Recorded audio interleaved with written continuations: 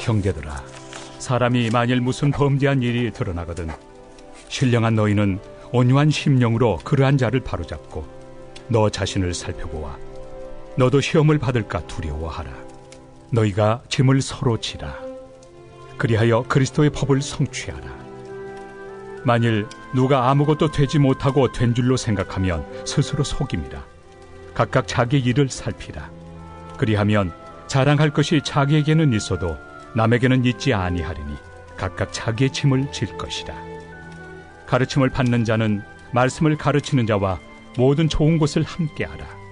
스스로 속이지 말라.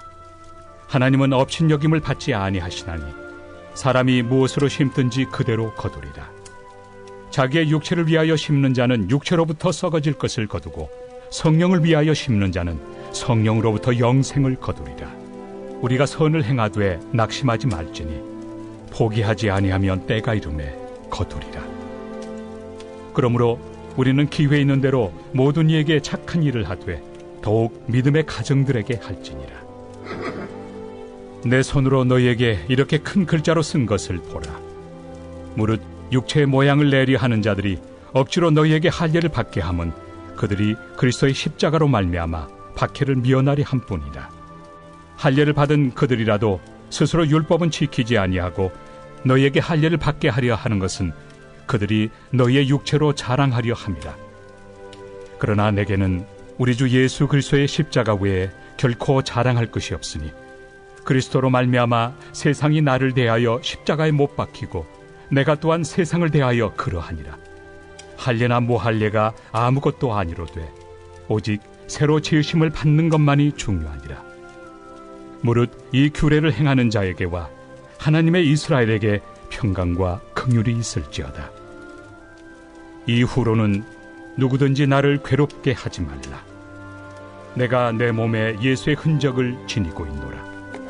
형제들아, 우리 주 예수 그리스도의 은혜가 너희 심령에 있을지어다. 아멘. 전장인 5장에 기록된 육체의 일과 성령의 열매와 관련된 내용은 실천적인 겉면에 속하긴 합니다. 하지만 이 역시 이론적인 성격이 매우 짙다고 할 수 있죠. 하지만 오늘 함께 살펴볼 본문은 갈라디아 교회의 현실을 직시하여 기술한 부분인데 교회 안에 있는 범죄자들을 어떻게 대하여야 되는가, 이 매우 실천적이고 현실적인 내용을 다루고 있습니다. 먼저 1절부터 5절을 보면 범죄한 자 앞에서 성도가 지녀야 될 바람직한 자세가 무엇인지를 언급합니다. 다른 사람의 범죄한 일에 대해서 성도가 지녀야 될 모습은요, 바로 자신을 겸손히 돌아보고 또 시험받을 것을 두려워하는 것이죠. 보통 사람은 다른 사람의 범죄한 것을 목격하게 되었을 때 함께 죄 가운데 빠질 가능성이 매우 높습니다. 그리고 죄는요, 두 가지 형태로 나타나게 되는데 첫 번째로 범죄함을 보고 그 사람의 죄악을 보고 분노와 화의 마음을 품게 되는 겁니다. 보통 이런 경우는 평소 하나님의 말씀을 철저하게 지키려고 하는 자들에게 나타나기 쉬운 현상이라고 할 수 있습니다. 물론 죄악을 보고 의로운 분을 품는 것은 자연스럽고 당연한 일입니다. 하지만 인간은 연약하기 때문에 스스로 교만해지기가 매우 쉬운 존재이죠. 특히나 이러한 모습은 과거 율법을 잘 지킨다고 자부했던 바리새인들의 모습에서 주로 나타났던 일들이긴 한데 그들은 어떤 사람이 범죄한 것을 목격했을 때 맹목적으로 그 사람을 비난하거나 책망하는 데에만 관심을 두는 자들이었습니다.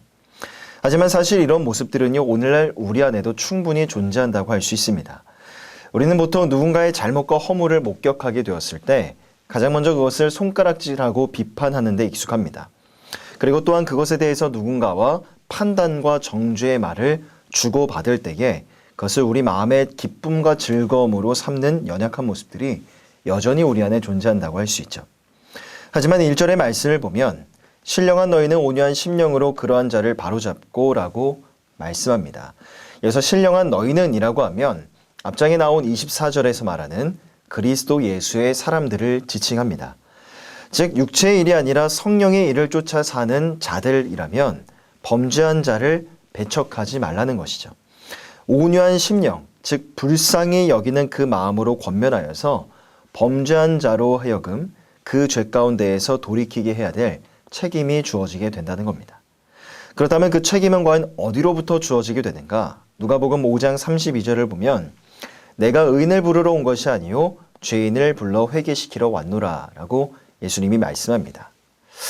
누구보다도 예수 그리스도는요, 죄인을 대항은 이 훌륭한 모범을 우리에게 보여주셨기 때문에 그리스도를 주라 고백하는 저와 여러분들, 이 땅의 모든 성도들은 마땅히 그러한 삶을 살아가야 되는 겁니다. 또한 두 번째로 다른 사람의 죄를 목격하게 되었을 때 빠질 수 있는 죄의 형태는요, 바로 다른 사람의 죄를 보고 자신도 동일한 죄 가운데 빠지게 되는 겁니다. 특히나 신앙과 믿음이 연약한 자들의 경우는요, 다른 사람의 범죄함을 보고 그것을 오히려 마음의 용기와 담대함을 얻는 계기로 삼습니다. 그 용기와 담대함은 이런 거죠. 저 사람처럼 죄를 범해도 괜찮구나. 혹은 저 사람처럼 죄를 저질러도 큰일이 생기는 건 아니구나 라는 용기와 담대함이 내면에 생기게 되는 겁니다. 결국 죄에 대해서 용기와 담대함을 얻은 신앙과 믿음이 연약한 성도들은 앞서 죄를 범한 자와 비근한 죄를 짓거나 혹은 오히려 더 큰 범죄함 가운데 빠지게 되는 것이죠. 그러기에 성도는 바로 다른 사람의 범죄함 앞에서 그 범죄함을 목격했을 때 오히려 그것을 자신의 행동을 돌아보고 반성해 볼 수 있는 그런 겸손의 기회로 삼아야 되는 겁니다. 먼저는 자신도 그와 동일한 죄 혹은 그보다 더 큰 죄 가운데 충분히 넘어질 수 있다는 경각심을 지녀야 됩니다.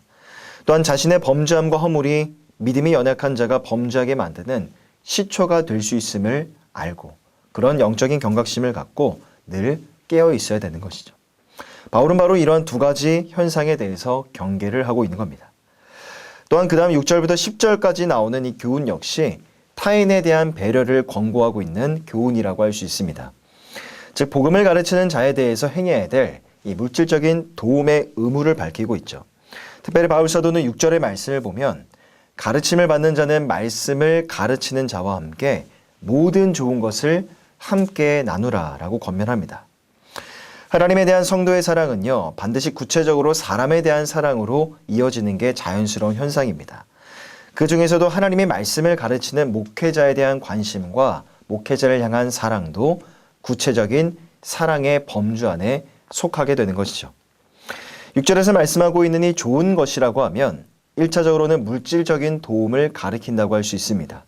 하지만 영적인 유익이나 도덕적인 선이 배제되어 있는 물질적인 도움은요, 목회자에게나 성도에게나 아무런 유익이 없다고 할 수 있죠. 그러기에 여기서 말하는 좋은 것이라고 하면 비단 물질적인 요소를 말하는 것뿐만이 아니라 영적인 요소도 함께 포함되어 있다고 봐야 합니다.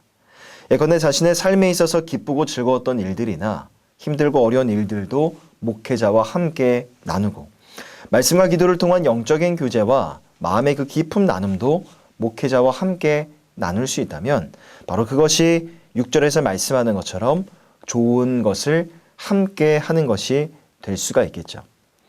함께 예배드리지 못하는 그런 어려운 상황들이 지속되고 있습니다. 그래서 길을 가다가 우연히 성도님을 만나게 되면 그게 이렇게 반가울 수가 없습니다.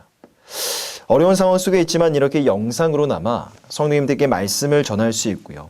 또 함께 마음을 모아서 이렇게 예배할 수 있다는 건 참 감사한 일인 것 같습니다.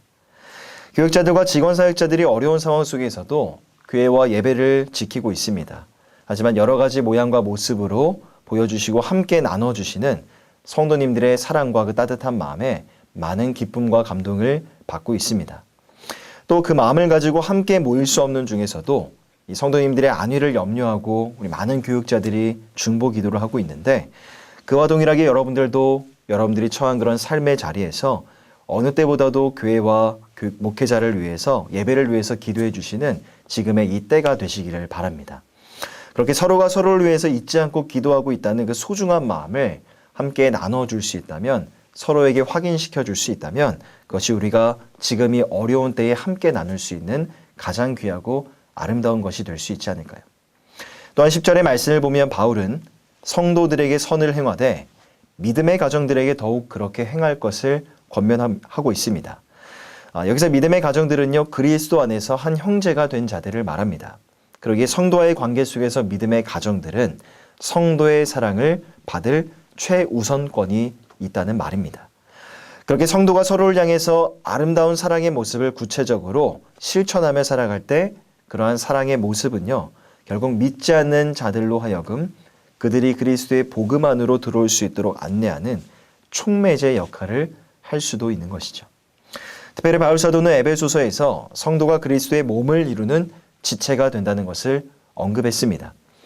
결국 그리스도 안에 있는 자들은 모두 다 한 가족이고 한 몸이기 때문에 만약 어려움과 고난에 처한 어떤 성도가 있다면 그것을 외면하지 아니하고 그에게 선을 베풀어 주는 것은 성도의 마땅한 삶의 모습이라고 할 수가 있는 겁니다. 코로나 사태로 인하여서 우리는 많은 어려움, 이전에 겪어보지 못했던 참 많은 어려움을 경험하고 있습니다. 자유롭게 밖을 나갈 수 없는 상황 속에서 어떤 분들은 마음의 어려움을 겪는 분들이 계실 거고요. 또 연세가 많으신 우리 어르신들, 우리 성도님들 같은 경우에는 밖에 나가서 걸을 수조차 없기 때문에 오히려 몸의 건강이 더 안 좋아지신 분들도 계실 겁니다. 또 일터와 직장 속에서 경제적인 어려움을 겪고 있는 수많은 성도님들도 계시겠죠. 하지만 우리가 그리스도 예수 안에서 한 몸이고 한 지체가 되었다는 사실을 한순간도 잊지 아니하는 우리 모든 성도님들이 다 되시기를 바랍니다. 비록 우리가 지금은 얼굴과 얼굴을 대면할 수 없고 함께 모여 이야기할 수도 없고 기도할 수도 없습니다. 하지만 그런 어려움 중에서도 서로의 안부와 안위를 물을 수 있는 지금의 이 시간들이 되시기를 바랍니다. 교회가 교회다워질 수 있는 것은 바로 교회 안에 있는 사람의 숫자가 아닌 것 같습니다. 교회 안에 머물러 있는 사랑의 풍성함이 바로 교회의 교회다움과 교회의 아름다움을 만들어주는 것이죠. 비록 지금은 물리적으로 함께 모일 수는 없습니다. 하지만 교회를 향한 또한 성도를 향한 우리의 사랑으로 그리스도의 몸된 교회를 우리의 예배를 아름답게 세워가는 서울홍성의 모든 성도님들 다 되시기를 주님의 이름으로 간절히 부탁드립니다.